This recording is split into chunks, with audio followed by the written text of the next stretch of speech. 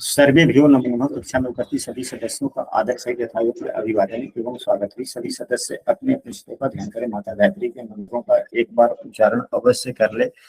साथ ही अपने प्रेरणा के स्रोत एवं अपने गुरुजनों को भी अंतर्मन से अभिवादन कर ले। हम लोगों के द्वारा प्रतिदिन बृहत्पराशर होरा शास्त्र पुस्तक को आधार मानकर हम लोग अध्ययन करते हैं। आज की कक्षा में जैसा कि आप लोग देख रहे हैं कि बृहत्पराशर होरा शास्त्र जो हम लोगों के पास में है उसके पृष्ठ संख्या 173 से हम लोग आगे का अध्ययन करेंगे। वहां पे पितरी कष्ट योग के बारे में बतलाया गया है। हालांकि पुस्तक में यह भी बतलाया गया है कि पितरी मरण भी यानी कि व्यक्ति का पिता का मृत्यु इतने वर्ष में होता है, इस प्रकार की बातें वहां पे बतलाई गई है। यहाँ पर आप लोग पुस्तक में भी देख सकते हैं कि पुस्तक में क्या लिखा जा रहा है। यहाँ हम लोग पृष्ठ संख्या 176 पे कल की कक्षा में या पिछली कक्षा में हम लोगों ने यहाँ तक पढ़ा था। तो यहाँ पर लिखा हुआ है पितरी मरण योग माँ। यह बृहत्पराशर होरा शास्त्र के 12 भाव विचाराध्याय के 193वां श्लोक। यहाँ पे लिखा गया है कि पिता की मृत्यु हो जाती है, या कई श्लोकों में लिखा गया है कि पिता की मृत्यु हो जाती है। तो मृत्यु तो सभी किसी की होनी है एक न एक दिन। उसके समय के बारे में यहाँ पे आकलन करके बताया गया है कि किस समय में पिता की मृत्यु हो सकती है। हालांकि इन चीजों को हम लोग कष्टदायक स्थितियों के रूप में समझ सकते हैं। किसी भी प्रकार का कष्टदायक स्थितियां हो सकती है।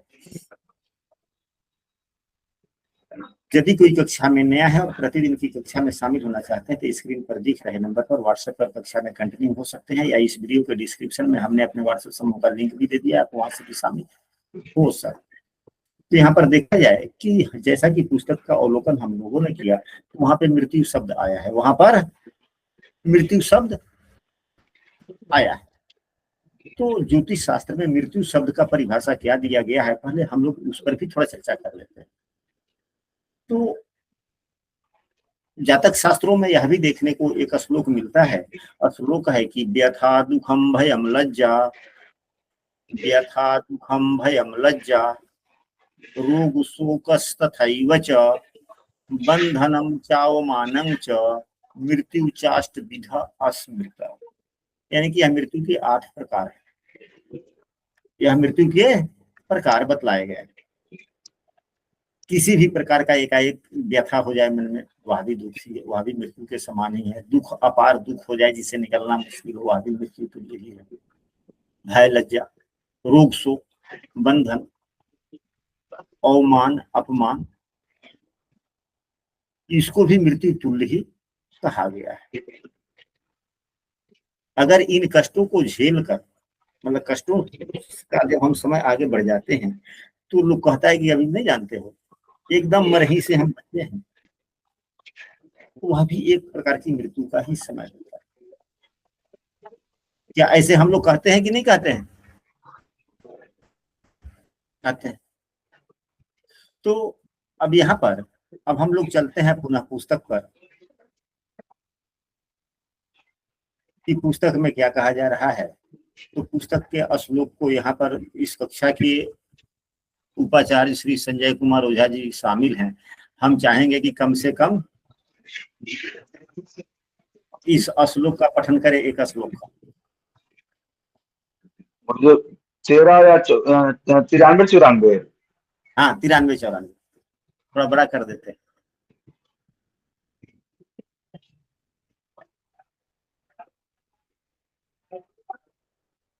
या न दिखलाई दे रहा हो तो बोलिए।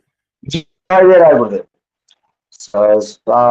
संभय भानु रंध्रे से भाग्य संजुते, व्यय से लगन राशि अस्ते, हस्त से पंचमे चिते, जातस्य जननाथ पूर्वम जनकस्य मृत्युं वदेत्, रंध्र अस्थान गते सूर्ये, रंध्र से भाग्य भावगे, जातस्य पितुर्मरणमादि से। चलिए, इसकी पहले हम लोग व्याख्या कर लेते हैं, फिर अगले सूत्र पर हम लोग चलेंगे। इन सूत्रों को हम लोग पहले कुंडली पर लगाकर या सही ढंग से समझ लेते हैं इन दोनों श्लोकों को, फिर हम यहाँ पर लिखा गया है कि खष्टा अष्टम व्यय भानु। भानु कहा जाता है सूर्य को, यानी कि सूर्य देव छठे भाव में, आठवें भाव में या 12वें भाव में।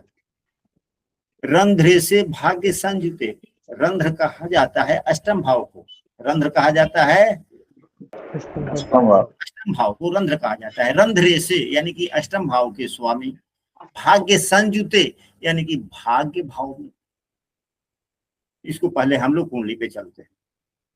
यदि छठे भाव में सूर्यदेव हो, आठवें भाव में सूर्यदेव हो या 12वें भाव में सूर्यदेव, इन तीनों भावों में से किसी भी एक भाव में सूर्यदेव हो, लग्न किसी भी राशि की हो, लग्न किसी भी राशि की हो, अगर 4 नंबर की करती ही राशि मान लेते हैं यहाँ पर 4, 5, 6, 7, 8, 9, 10, 11, 12, 1, 2, 3, तो यहाँ पर जो पुस्तक में हम लोगों ने पढ़ा कि खष्टा अष्टम व्यय भानु, यानी कि छठे, आठवें, 12वें में तीनों में से कहीं एक में सूर्यदेव हो।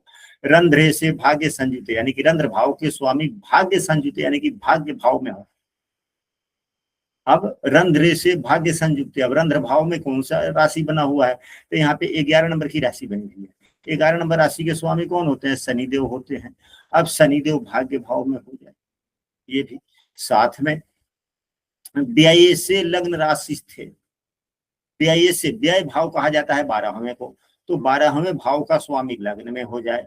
अब 12वें भाव में 3 नंबर की राशि है तो बुध, 3 नंबर राशि के स्वामी बुधदेव होते हैं। यहाँ पे देखे बुधदेव के सामने 3 छौ लिखा हुआ, तो बुधदेव होते हैं। तो क्या इसका फल बतलाया गया है? हाँ, स्थिति जातस्य जन्नात पूर्व,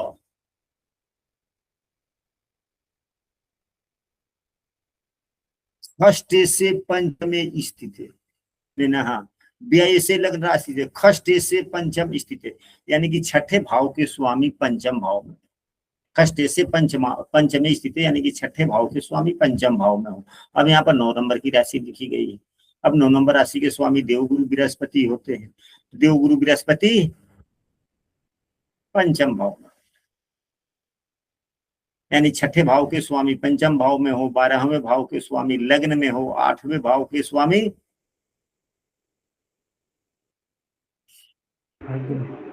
भाग्य भाव में हो, यानी कि ये तो तीनों खराब हो गए। कुंडली में कौन से भाव खराब माने जाते हैं? मुख्यतः कुंडली में छठे, 8वें, 12वें, इन तीनों भावों को सबसे खराब भाव माना गया है, और इन तीनों भावों के स्वामी जिस भाव में बैठ जाते हैं उस भाव के फलों को नुकसान करते हैं। यहाँ भाग्य भाव में अष्टमेश बैठ गया, पंचम भाव में खष्टेश बैठ गया और लग्न भाव में द्वादशेश बैठ गया। सूर्य जो हमारे पिता के कारक हैं वह भी छठे या 8वें या 12वें भाव में कहीं बैठ गया, और हमारा भाग्य जो है या पिता का भी भाव, 9वें भाव से पिता का भी विचार किया जाता है। इसलिए किया जाता है कि 9वें भाव से गुरु का विचार किया जाता है, और हमारे पिता सर्वप्रथम सबसे पहला गुरु हमारे कौन होते हैं? माता, माँ, हमारी माँ। सबसे पहला गुरु तो माता, लेकिन माता के बाद में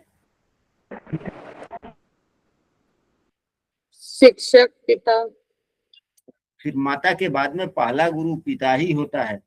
जब बच्चा जब खेलने बोलने दूसरों की बातों को समझने वाला हो जाता है, तब उसे पढ़ने लिखने के लिए किसी गुरुजनों के पास में भेजा जाता है, तब वहां से, नहीं तो सबसे पहला पिता तो गुरु ही, पिता ही गुरु ही होता है, यानी गुरु पिता ही कहलाता है। तो इसलिए अब पिता के भाव भी खराब हो गया। यहाँ यदि अष्टमेश पिता के भाव में बैठ गया, प्रथम गुरु के भाव में बैठ गया, तो वह भी खराब। पिता का सुख भाव का स्वामी पिता के पंचम भाव में, यानी कि या व्यक्ति के लग्न में बैठ गया, यह खराब। छठा भाव जो कुंडली का है, जो सबसे खराब भाव है, वह पिता के भाग्य भाव में, यानी 9 से 9 बैठ गया। यहाँ पे स्पष्ट हो गया। अब तो किसी प्रकार की त्रुटियां नहीं रही ना। तो यहाँ पर लिखा जा रहा है कि बालक के जन्म से पूर्व ही पिता की मृत्यु हो जाती है, यानी कि बालक के जन्म से पूर्व पिता की मृत्यु, या पिता पर ऐसा कोई संकट आया है जिससे पिता को काफी परेशानियों का सामना करना पड़ा हो। जैसा कि अभी हम लोगों ने क्वेश्चन पहले चर्चा किया कुछ क्षण पहले हम लोगों ने चर्चा किया था कि व्यथा दुखम भय अम्लज्जा रोग शोक तथा